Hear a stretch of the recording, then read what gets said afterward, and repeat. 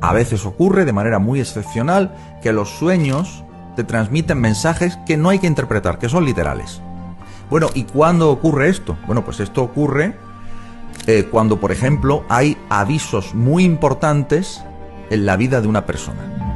Por ejemplo, cuando una persona está en peligro de muerte y en sueños se le avisa que no vaya a tal sitio o a tal otro tal día porque está en peligro de muerte, por ejemplo, ¿no?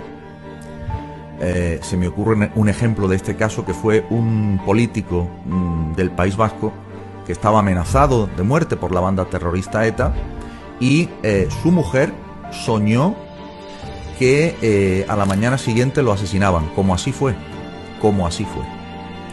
Y pensó que era un sueño y que no tenía mayor importancia, y además, por no preocupar al marido, no le quiso decir nada. Y esto es verídica, esta historia es verídica, ¿eh?